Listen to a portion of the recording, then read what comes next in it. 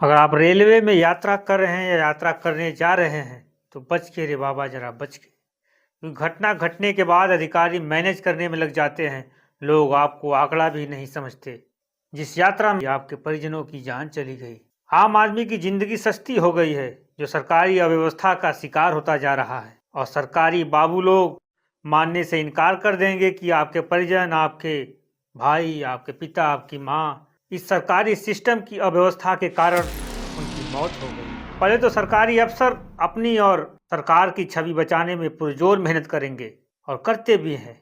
यह बताने में इतनी देर कर देंगे कि घटना में कितने लोगों की मौत हुई और कितने लोग इस घटना में घायल हुए। हम बात करने जा रहे हैं दिल्ली रेलवे स्टेशन की, जहाँ पर वो घटना घटी है। चलिए जानते हैं विस्तार से। क्या ट्रेन आपस में टकरा गई इसलिए इतनी बड़ी घटना हुई?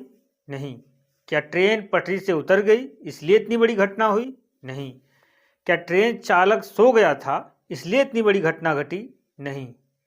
आप कहेंगे कि फिर 18 लोगों की मौत कैसे हो गई? तो सवाल यहाँ यह खड़ा होता है कि सभी लोग एक थे, एक जगह थे, तो सेफ क्यों नहीं थे?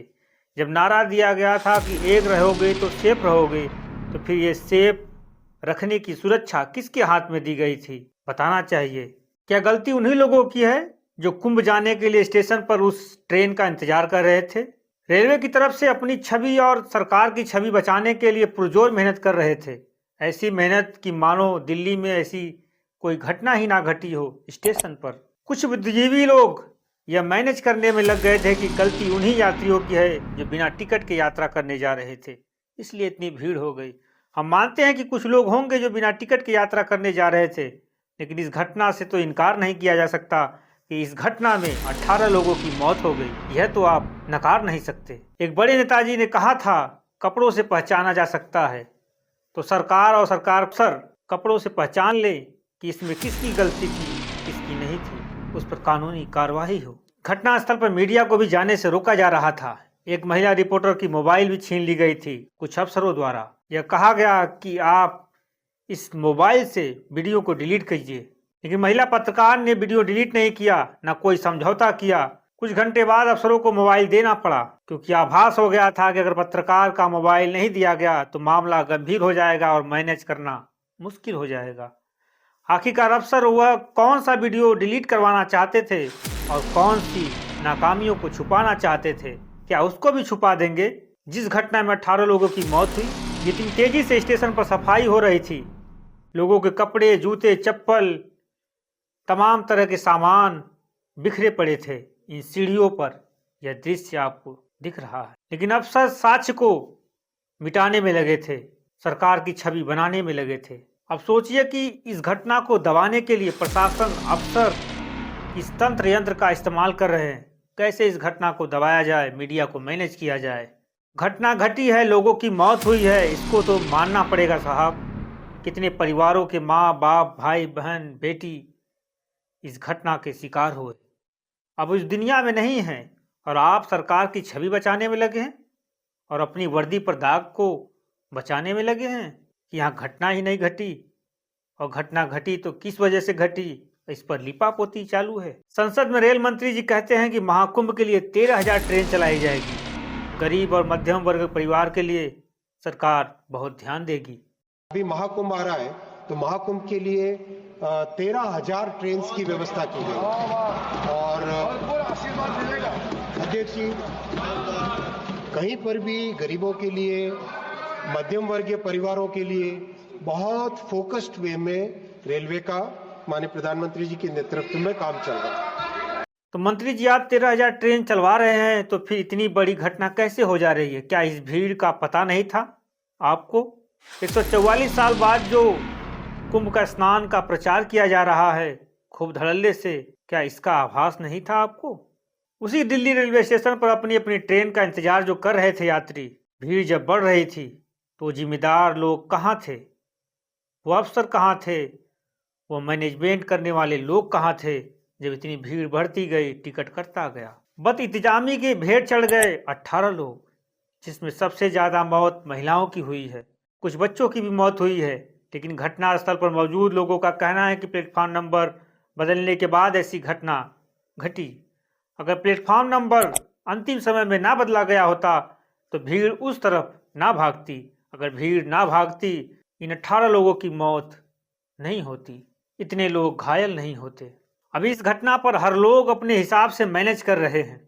रेलवे के अधिकारी कह रहे हैं कि ओवरब्रिज पर एक व्यक्ति के फिसलने से इतनी बड़ी घटना घट गई। क्या आप मान सकते हैं कि एक व्यक्ति के फिसलने से इतनी बड़ी घटना हो सकती है? नहीं, जो एक्सपायर हुए मेरा बेटी और बीवी है। तो कहाँ से जा रहे थे, कहाँ के रहने वाले हैं? हरियाणा से जा रहे थे, अपना घर जा रहे थे, नवादा जिला, घर पटवा सराय हुए। अच्छा, अब सरकार के ही तरफ से एक रिपोर्ट जारी किया गया है। वह रिपोर्ट है आरपीएफ की। आरपीएफ की रिपोर्ट क्या कहती है वह भी जान लीजिए। इस रिपोर्ट में कहा गया है कि भगदड़ की स्थिति इसलिए उत्पन्न हुआ, Prayagraj Kumbh special train platform number 12 पे जाएगी, ऐसा अनाउंसमेंट किया गया था। फिर कुछ समय बाद रेलवे की तरफ से अनाउंसमेंट हुआ कुंभ स्पेशल ट्रेन प्लेटफॉर्म नंबर 16 से जाएगी। इसी वजह से लोगों में अफरा तफरी का माहौल उत्पन्न हुआ और प्लेटफॉर्म नंबर 12 पर जो थे वह प्लेटफॉर्म नंबर 16 पर जाना चाहते थे और भीड़ इतनी काफ़ी थी कि मैनेज करने वाले लोग लापता थे, नदारद थे। इसलिए यहाँ 18 लोगों की मौत हो गई। लोग एक पे एक चढ़ते गए और लोगों की मौत होती गई। ये फोटो इस बात का प्रमाण है कि लोग किन परिस्थितियों में रहे होंगे। इन्हें संभालने के लिए अधिकारियों की वह फौज कहाँ चली गई थी जिस समय भीड़ को बताया गया कि Prayagraj Kumbh special train platform number 12 से जाएगी और कुछ समय बाद प्लेटफॉर्म नंबर चेंज कर दिया जाता है और कहा जाता है कि प्लेटफॉर्म नंबर 16 पर कुंभ स्पेशल ट्रेन जाएगी। लेकिन ये कंट्रोल करने वाले लोग कहाँ थे? किसने सिग्नल दिया कि जो ट्रेन प्लेटफॉर्म नंबर 12 से जा रही थी वह 16 से अब क्यों जा रही है? और किसने सिग्नल दिया 16 पे जाने के लिए? 13,000 ट्रेन चल रही है। मंत्री जी, सिर्फ संसद में बोल देने से थोड़ी ना हो जाता है। जो ट्रेन आप कह रहे हैं वह धरातल पर तो चलना चाहिए।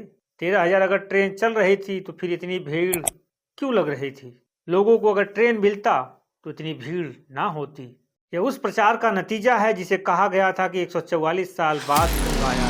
इस बात ने लोगों में एक अलग ही जुनून पैदा कर दिया कि हमारी तो 2 पीढ़ियां भी इस कुंभ को नहीं देख पाएंगी जो 144 साल बाद आया है। इस घटना की जिम्मेदारी लेने को कोई तैयार नहीं। सब अपनी अपनी छवि बचाने में जुटे हैं। कैसे इस घटना पर मुआवजे की राशि बांटकर शांत कर दिया जाए? क्या मुआवजे से उन परिवार के सदस्यों को वापस ला सकते हैं? जब आप लोगों को सुविधा नहीं दे पा रहे हैं तो यह तो कह सकते हैं कि हम इतनी लोगों की व्यवस्था नहीं दे पाएंगे, आप लोग ट्रेन से यात्रा मत करिए। एक एक घंटे में 1500 टिकट कट जा रहा है जनरल का, तो व्यक्ति जाएगा कहाँ? जिस ट्रेन में जगह पाएगा वहां पर बैठ जाएगा और नहीं मिलेगा तो वो स्टेशन पर खड़ा रहेगा। क्योंकि यह गरीब परिवार के लोग हैं, कुंभ नहाने के लिए हवाई यात्रा नहीं कर पाएंगे। मैं इसलिए कह रहा हूं कि आज भी दिल्ली से प्रयागराज जाने के लिए जिस समय मैं वीडियो शूट कर रहा हूं, एक व्यक्ति का किराया 13,000 से लेकर 41,000 तक है। गरीब परिवार सोच भी नहीं सकता कि उड़न खटोले से यात्रा भी कर ले। जब ट्रेन की यात्रा करने के लिए वह कुछ लोग बिना टिकट से जा रहे हैं तो आप सोच सकते हैं, आंकड़ा लगा सकते हैं कि भारत की स्थिति परिस्थिति क्या है गरीब परिवारों की। मंत्री जी, 13,000 ट्रेन आप चला रहे हैं, बिहार से कई वीडियो आ रहे हैं, बनारस से कई वीडियो, दिल्ली की घटना से कौन वाकिफ नहीं है? हर जगह भीड़ प्रयागराज जाने के लिए उमड़ रही है। आपकी 13,000 ट्रेन किस लोक से चल रही है यह भी लोग जानना चाहते हैं। आपके 13,000 ट्रेनों का क्या, जब यात्रियों को जाने के लिए उचित समय पर ट्रेन नहीं मिल रहा है, गरीब यात्रियों की मौत हो जा रही है, यात्रा मौत की यात्रा बन जा रही है। पुण्य कमाने जो जा रहे थे वो पहले ही सरकार के सरकारी सिस्टम के चपेट में आकर उनकी मौत हो जा रही है। इस मौतों का जिम्मेदार कौन?